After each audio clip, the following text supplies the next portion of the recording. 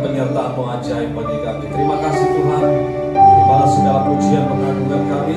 Sekarang kami mau duduk diam, merenungkan firman-Mu, membaca. Kami ingin mengerti firman Tuhan. Urapi hamba-Mu yang sudah Kau utus pagi hari ini untuk menjadi berkat bagi kami. Kami serahkan semua ini kepada Tuhan. Dalam nama Yesus kami berdoa dan bersyukur. Bersama kita katakan amin. Amin. Puji Tuhan. Terima kasih buat worship team. Shalom Bapak Ibu. Selamat pagi hari ini kita bisa kembali beribadah. Walaupun memang ada himbauan ibadah itu diliburkan, tapi saya merasa bahwa kita perlu ibadah pagi hari ini. Dan kalau iman kita tetap kita dasarkan kepada firman Tuhan. Tapi senang pagi hari ini ada orang tua dari Ibu Agnes, dan pagi hari ini akan melayani bagi kita. Saya rindu agar ini menjadi berkat dan ada kesaksian yang bisa memberkati kita. Puji Tuhan, saya persilakan Ibu.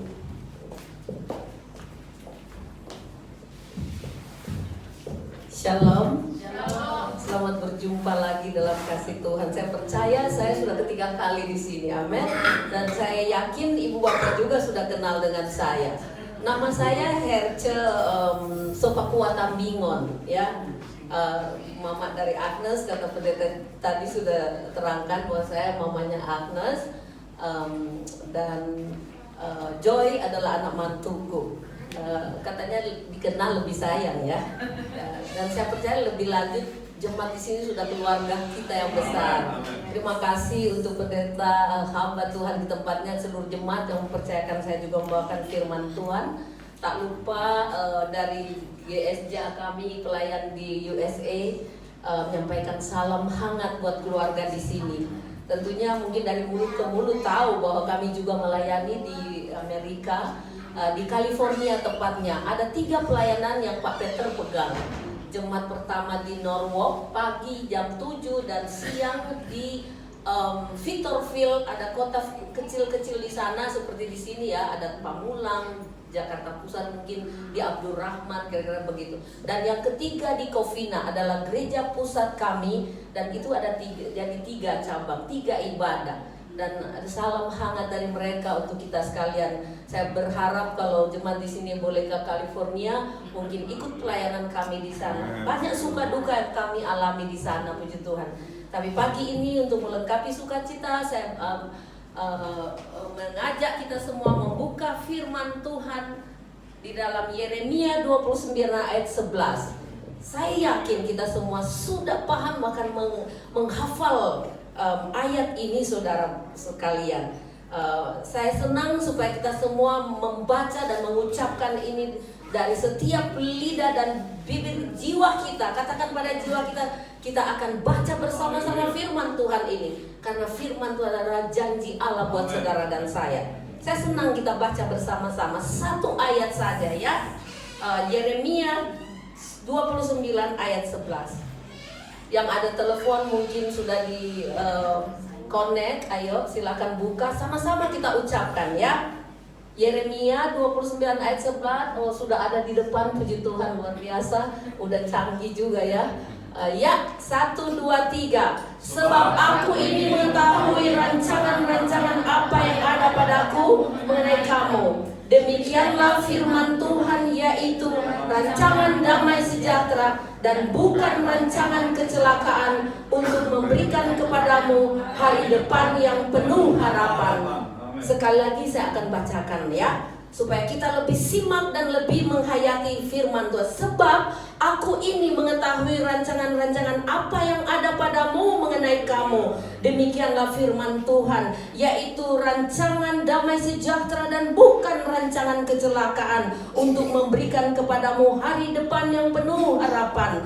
Puji Tuhan, demikianlah firman Tuhan. Berbahagialah kita sekalian yang merenungkan firman Tuhan, bahkan melakukan dari hidup kita hari lepas hari. Amin. Rancangan Tuhan itu adalah rancangan yang besar, merupakan anugerah bagi saudara dan saya. Ketika kita terima Yesus, itu adalah rancangan Tuhan yang ajaib. Amin. Saudara yakin dan percaya? Amin. Haleluya. Situasi sekarang ini kita melihat ya, bahwa situasi sangat membuat kita semua takut. Bukan hanya di sini saudara, Amerika, negara yang boleh dibilang adik kuasa ya, menjadi polisi dunia, mereka juga rasa takut. Seluruh dunia dikatakan ini adalah emergensi global di dunia. Ya, semua takut tentang virus corona. Nah, bagaimana dengan situasi ini membuat kita kadang-kadang anak Tuhan itu imannya goyah. Kita mulai tawar hati. Bahkan ada orang Kristen sendiri mengatakan, wah, ini firman Tuhan, ayat yang kita baru baca tadi, orang mulai bilang itu tidak relevan lagi dengan saat ini. Itu di zaman Yeremia saja, itu di zaman bangsa Israel keluar dari tanah Mesir. Tetapi mari ibu bapak sekalian, pagi ini kita perlu tekankan di dalam jiwa kita bahwa janji Tuhan ya dan amin. Walaupun kita mengalami suka duka dalam hidup kita, tapi kita tetap memegang janji Tuhan ini. Karena saudara, kita jangan tawar hati dengan hanya virus corona. Kita yakin dan percaya bahwa ada hal-hal yang indah yang Tuhan sedang lakukan bagi dunia. Bukan hanya orang Indonesia, tapi bagi dunia ini, secara khusus bagi Cina, ya. Karena saya dulu pendoa, saya adalah lama sebelum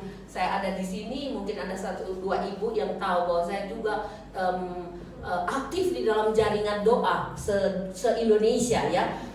Waktu itu saya tahu mereka bilang katanya Cina sudah boleh, Injil sudah terbuka. Ternyata sampai Pak Peter kemarin tahun lalu pergi ke Taiwan, dia pergi dalam misi penginjilan. Di sana di Cina itu tidak sembarang orang aja Kristen masih beribadah di bawah tanah. Bahkan ada hamba Tuhan orang Bangka dan orang Medan, katakan dia bersaksi sendiri dalam pelayanan itu di Amerika sebelum dia pergi. Dia bilang di sana sangat sulit. Kalau orang Cina tahu ada orang Kristen sedang beribadah, mereka hukum, mereka tutup ibadah itu, mereka sangat dilarang. Jadi lebih enak orang Indonesia, masih rasa enak di sini. Walaupun mungkin kita banyak hal yang kita alami, tapi masih lebih baik. Jadi percaya bahwa janji Tuhan akan digenapi bagi di dunia ini, terutama bagi saudara dan saya. Saudara tahu Wuhan sekarang, saya dengar ada satu hamba Tuhan dia bilang, ternyata orang Kristen di sana justru dengan adanya corona ini mereka bebas memberitakan Injil. Luar biasa, puji Tuhan, Allah kita ajaib, ya. Amin. Ya, setiap hamba-hamba Tuhan yang memberitahukan Injil, satu firman pun Tuhan itu akan bertumbuh dan berkembang. Dan saya yakin Cina itu akan diselamatkan lewat peristiwa ini. Jadi kita terus percaya, kita jangan goyah, kita jangan tawar hati. Kalau kita mendengar virus corona, sudah ada orang yang bilang, wah, saya percaya di sini lebih banyak kemarin saya lihat, ya. Mungkin ada orang juga yang sudah tawar hati, takut datang beribadah, ya. Jangan-jangan kita kena. Saudara perhatikan, janji Tuhan pasti digenapi bagi saudara dan saya, amin.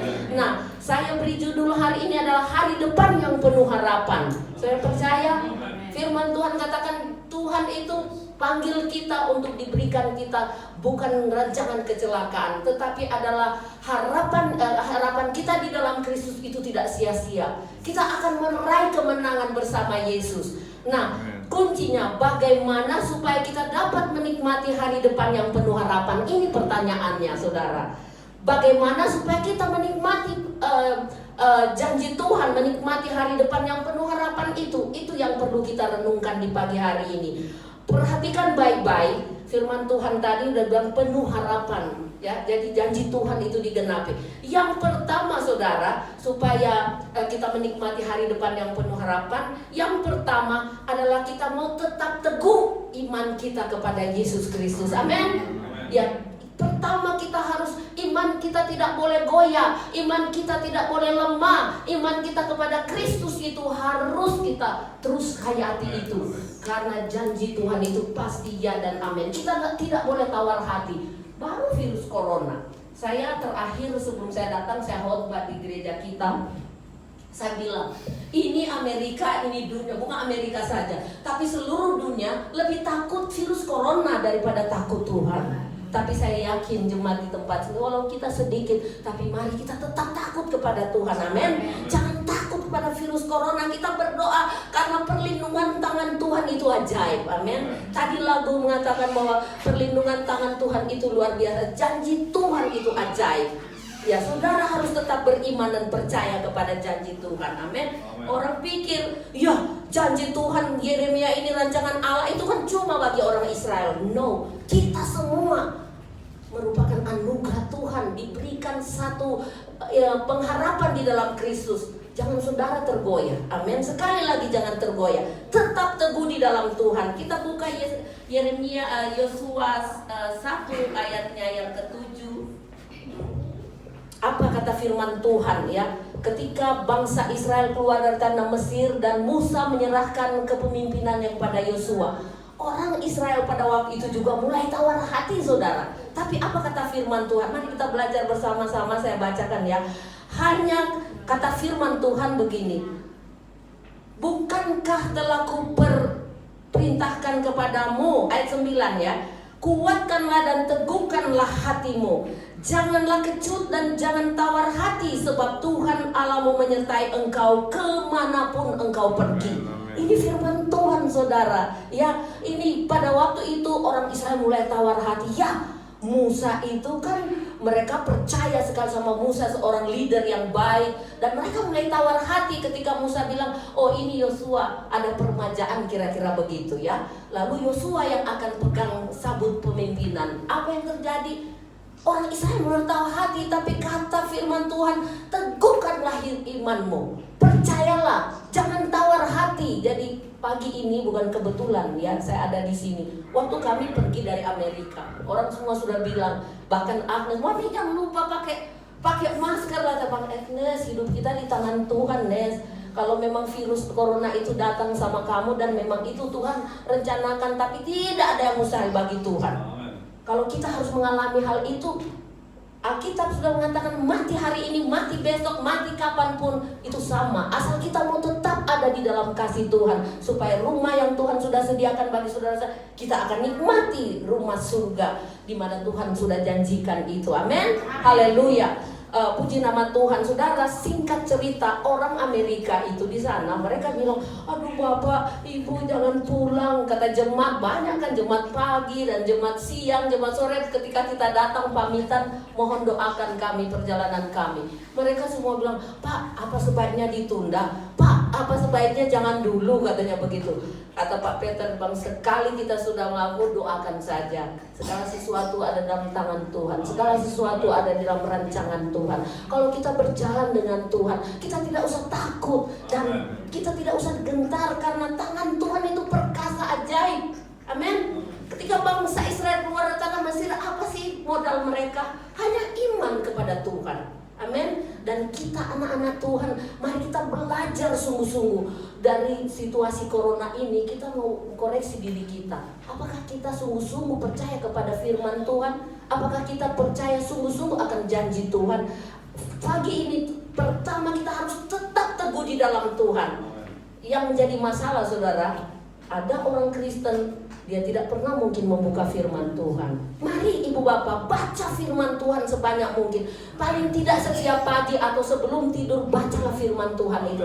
Karena firman Tuhan itu adalah terang bagi hidup kita. Kalau ada goda-godaan, ada hal-hal yang lain, firman Tuhan itu menjadi tameng bagi hidup saudara dan saya. Seperti sekarang kan, virus corona, saya dan Pak Peter orang semua pakai masker. Saya memang siap masker, saya takut jangan ditolak kita.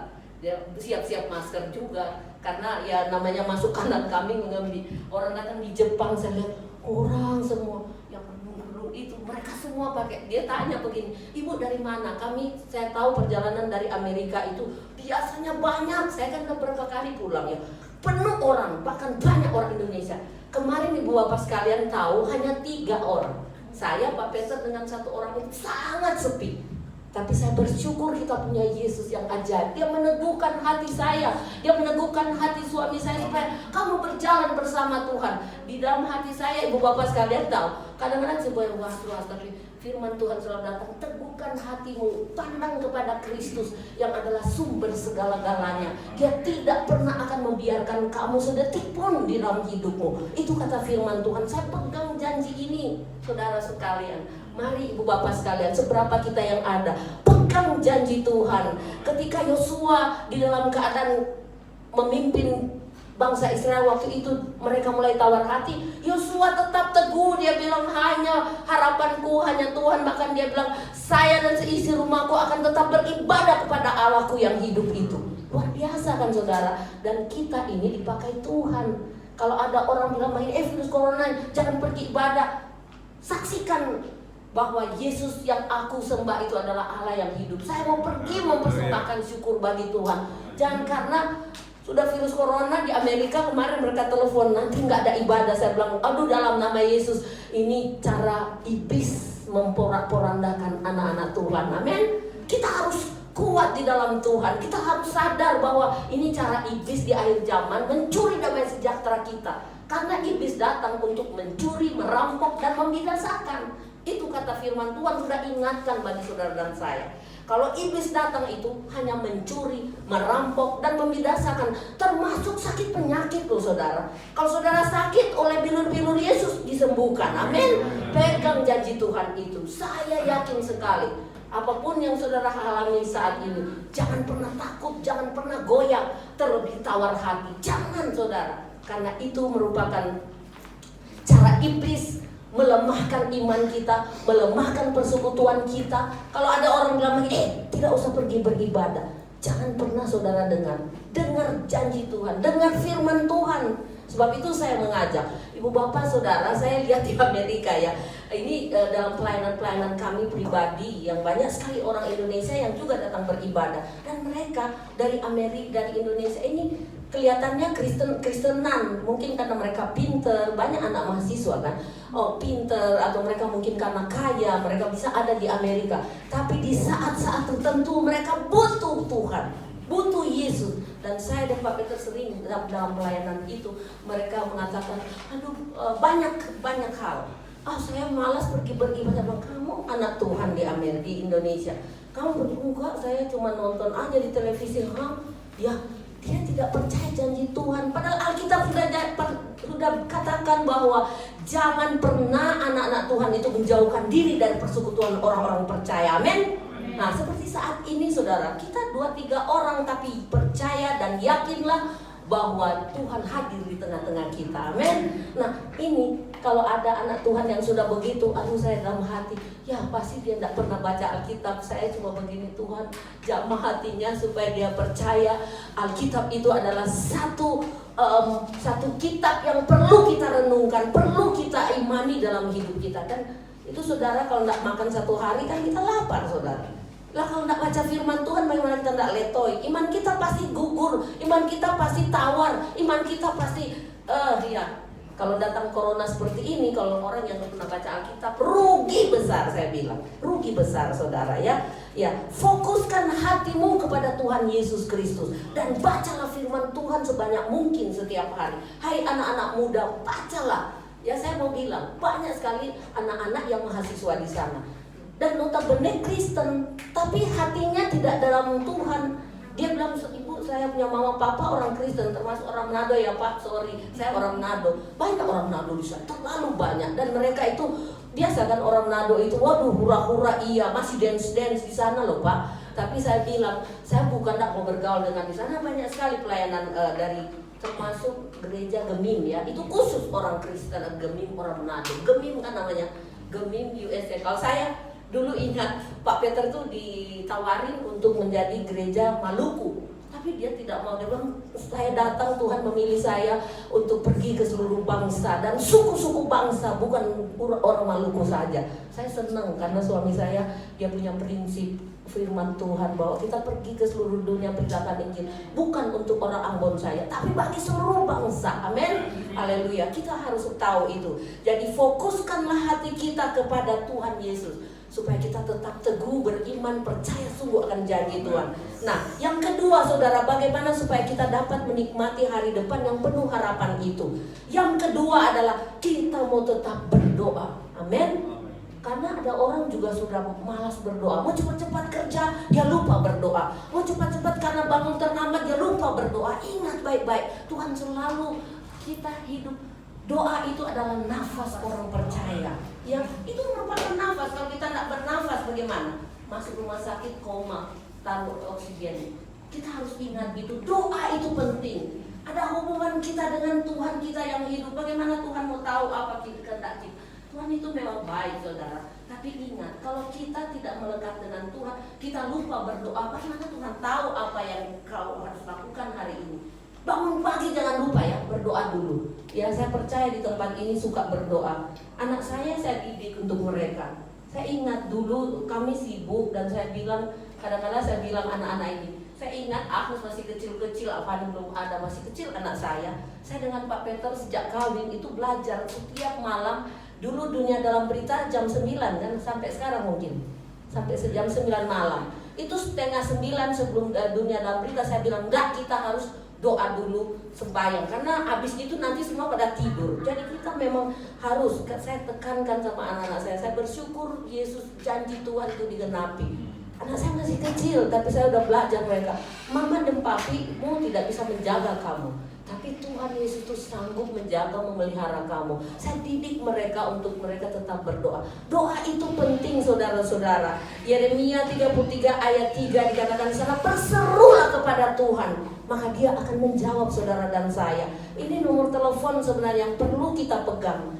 Ya, dari dulu saya tanamkan anak-anak saya, kamu ingat ya, kalau kamu ada persoalan masalah, 33 ayat yang ketiga Yeremia 3 ya, Yeremia 33 ayat 3 itu adalah telepon anak-anak Tuhan.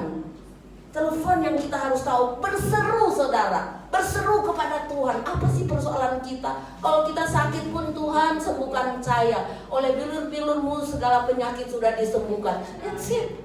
Kita berdoa seperti itu. Atau apapun persoalan kamu hari ini, mau melangkah, berdoa, Tuhan pimpin saya mau sekolah, Tuhan saya sulit untuk menyelesaikan kuliah saya sulit menyelesaikan apapun pekerjaan rumah saya. Tapi kalau kita berdoa saudara, Tuhan itu sumber hikmat, sumber segalanya dalam hidup kita sekalian. Puji Tuhan. Yakobus 5 ayat 16b juga dikatakan bahwa doa orang benar itu besar kuasanya. Amin. Ini janji Tuhan saudara. Jadi bagaimana kalau kita tidak berdoa, tidak digenapi janjinya. Jadi kita harus berdoa dengan sungguh-sungguh, mengucap syukur kepada Tuhan, supaya doa kita yang benar itu akan menjadi kenyataan di dalam hidup saudara dan saya. Saya ingat waktu kami datang ya, waktu kami datang jemaat memang rasa sedih. Saya pikir kamu sedih karena kita tinggalin kan lama. Saya bilang tinggalin lama kan. Terlebih anak saya yang di sana menjadi koordinator. Ada hamba Tuhan wakil dari Pak Peter, orang Batak, Marga Gultop. Dia bilang, mami, memang mereka itu sedih, makanya mereka bilang jangan pergi, kata wakil dari Pak Peter. Tapi nggak apa-apa kok, katanya jalan saja mami. Saya bilang iya, saya perlu dukungan doa dari kalian. Itulah firman Tuhan selalu mesti ada dalam hidup kita. Kita mau tetap berdoa, tetap setia, percaya janji Tuhan akan digenapi bagi saudara dan saya. Amin. Haleluya. Yang ketiga, bagaimana supaya kita menikmati hari depan yang penuh harapan. Ya, yang pertama harus tetap teguh, oke? Yang kedua tetap berdoa, dan yang ketiga tidak kalah penting, firman Tuhan itu harus digenapi bagi saudara dan saya adalah janji ya dan amin. Hiduplah di dalam kerendahan hati. Ini saudara, ini penting sekali karena orang-orang Kristen kadang-kadang kalau dia sudah berhasil jadi sombong, congkak aliasnya, iya kan? Iya, apalagi kalau sudah di Amerika, banyak orang-orang Indonesia di sana sudah jadi Kristen, sudah kaya raya, sudah hidup mewah, dia lupa bahwa dia itu asalnya dari Tuhan. Ada saudara. Di sini tidak ada. Saya tidak pernah lihat. Tapi kalau di Amerika itu, waktu kami pelayanan, saya merasakan betapa dahsyat Tuhan itu. Tapi selalu firman Tuhan digenapi. Saya bilang, apapun persoalan hidup anak-anak Tuhan, walaupun dia jatuh bangun, sekali kelak Tuhan akan menyayangi dia, panggil kembali. Dan itulah pelayanan kami di sana, sehingga kami boleh ada di sana 3 jemaat itu saudara, itu bukan gampang. Banyak persoalan yang kita harus hadapi. Apalagi kalau dapat orang-orang Kristen yang baru notabene mungkin pelarian dari sini, itu namanya KTP saja. Tapi saya bersyukur lewat itu Tuhan memberikan pengalaman yang indah dalam kita, bahwa janji Tuhan harus digenapi. Hiduplah di dalam kerendahan hati saudara. Itu memang sangat sulit. Orang pikir, oh iya saya kan rendah hati, padahal perlu bertanya dalam hidup kita. Kita akan lihat dulu dalam Ulangan 8 ayat 17. Ulangan 8 ayat 17, mungkin ada, bisa buka di sini ya, supaya kita sama baca.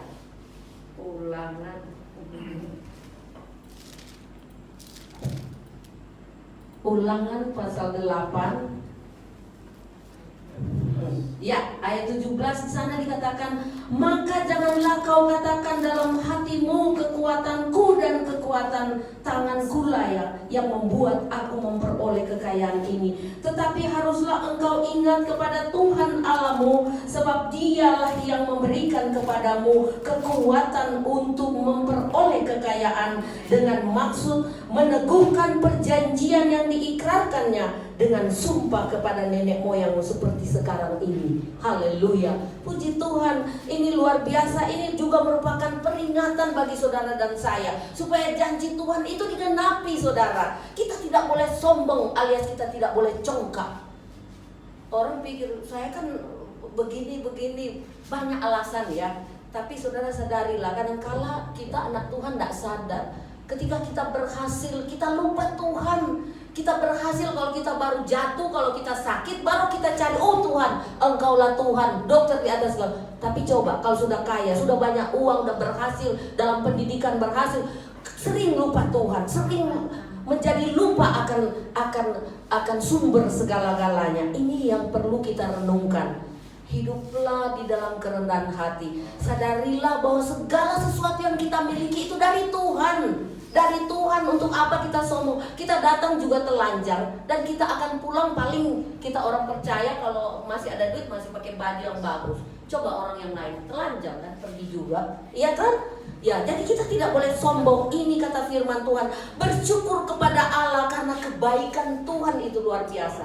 Kita harus syukuri. Jadi cuma 3 hal kita pelajari, banyak yang Tuhan mau dari saudara dan saya. Ingatlah saudara, ya, janji Tuhan adalah kita, hari depan kita penuh harapan di dalam Yesus Kristus. Sebab itu kita mau tetap teguh pegang janji Tuhan, hidup tetap teguh dalam iman. Kita mau tetap berdoa apapun yang kita harus hadapi, dan hiduplah sesuai dengan kehendak Tuhan. Merendahkan diri, bersyukur kepada Tuhan senantiasa. Supaya kalau kita dengan orang lain juga nggak ada rasa dendam, nggak ada rasa dengki. Kalau kita mau bersyukur, saudara, hidup ini lega, legowo kata orang Jawa ya, legowo. Orang Manado bilang lega, lain ya. Puji Tuhan, itulah Tuhan. Tuhan kesimpulannya adalah, kalau kita mau hidup dalam janji Tuhan, kita meraih kemenangan, masa depan kita penuh harapan itu di dalam Yesus. Mari kesimpulan itu cuma 3 hari ini kita belajar. Tetap teguh, berdoa, dan kita harus tetap hidup bersyukur kepada Tuhan. Apapun kita tetap dipelihara oleh Tuhan kita Yesus Kristus. Amin buat firman Tuhan. Mari kita berdiri bersama, kita menaikkan satu pujian. Walau 1000 rebah di sisiku, tetapi kita tetap bersorak-sorai kemenangan, karena janji Tuhan, pertolongan Tuhan ajaib dalam hidup kita. Haleluya.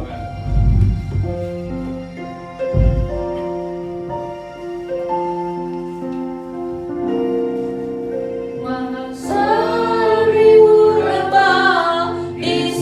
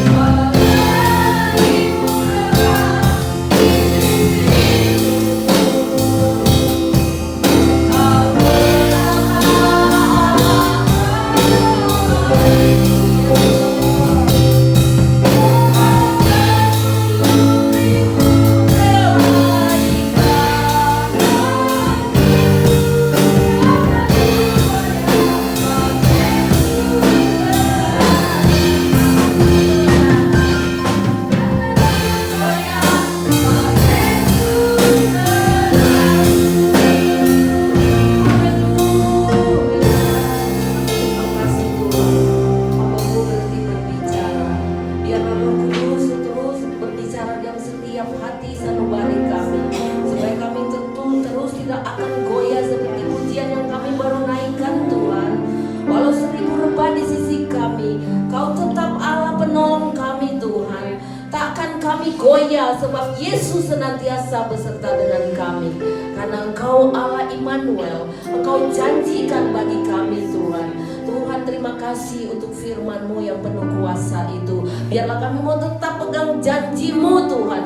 Dimanapun kami berada, janji-Mu digenapi bagi setiap anak-anak Tuhan yang sudah hadir di pagi ini. Berkati jemaat yang ada di tempat ini, berkati hamba-Mu dan istri, keluarga, semua pengurus Tuhan.